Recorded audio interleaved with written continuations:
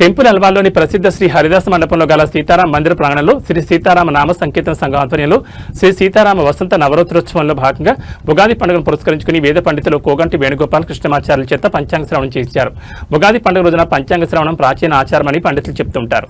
పంచాంగ శ్రవణం ద్వారా ఆ సంవత్సరంలో ఆర్థిక పరిస్థితులు, వర్షపాతం, రాజకీయ స్థితిగతులు, సామాజిక శాంతి వంటి అంశాలపై అవగాహన లభిస్తుందని తెలిపారు. ఈ సందర్భంగా 21వ తేదీ శనివారం సాయంత్రం 6 గంటలకు పద్మశ్రీ అవార్డు రహిత బ్రహ్మశ్రీ గరికపాటి నరసింహారావుచే దివ్య ప్రవచన కార్యక్రమం ఉంటుంది. పెద్ద సంఖ్యలో భక్తులు హాజరు కావాలని కమిటీ సభ్యులు తెలిపారు. అలాగే 27వ తేదీ సీతారామ కళ్యాణ మహోత్సవం కన్నుల పండుగ జరుపుపడుతుందని తెలిపారు.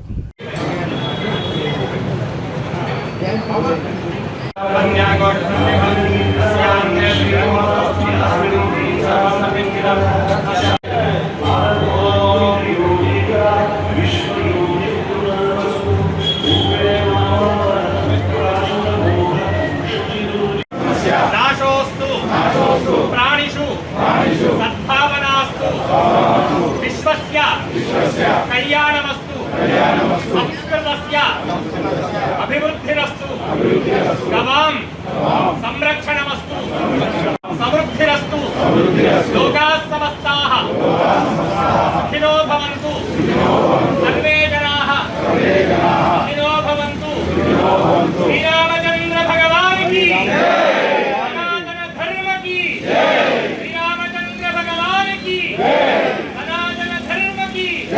रामानुजाय धीमहि तन्नो लक्ष्मणः प्रचोदयात् आञ्जनेयाय विद्महे वायुपुत्राय धीमहि तन्नो हनुमत् प्रचोदयात्।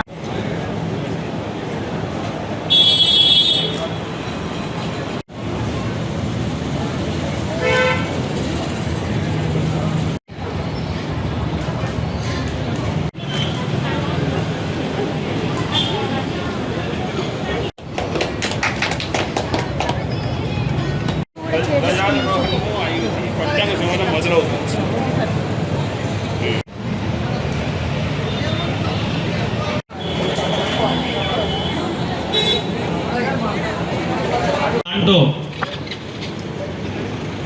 వేపపూత ఆ సమయంలోనే వస్తుంది.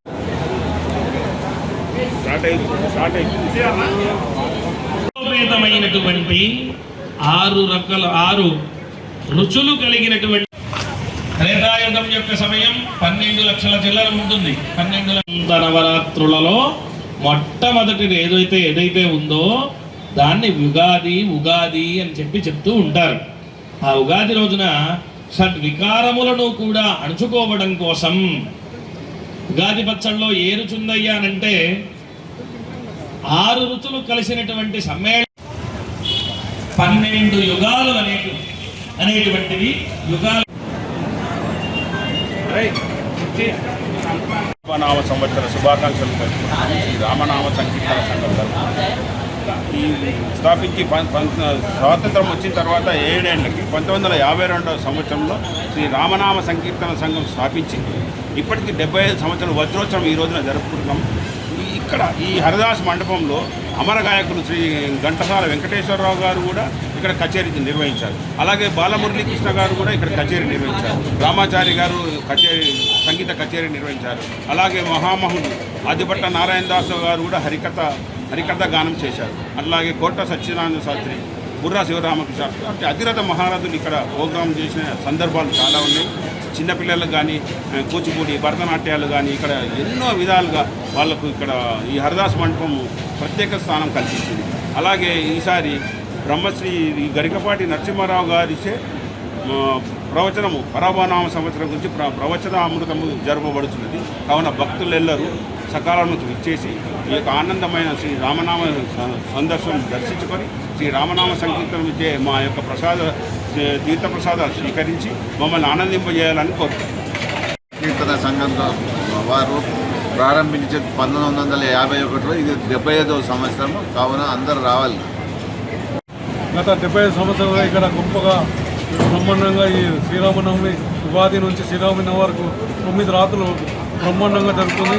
ప్రజలు కూడా పెద్ద సంఖ్యలో వచ్చి పాల్గొంటారు. కాబట్టి ఈ అల్వాల్ చాలా పురాతనమైన దేవాలయం. ఇక్కడ వెంకటేశ్వర స్వామిగా అంటారు ఇది. కాబట్టి ఇక అల్వాల్ ప్రజలు చాలా ఇక్కడ పెద్ద దేవాలయం ఇది. కాబట్టి అందరి ఈ ప్రోగ్రామ్ని అందరూ జయప్రదం చేసిన అందరికీ ధన్యవాదాలు. ఉగాది శుభాకాంక్షలు.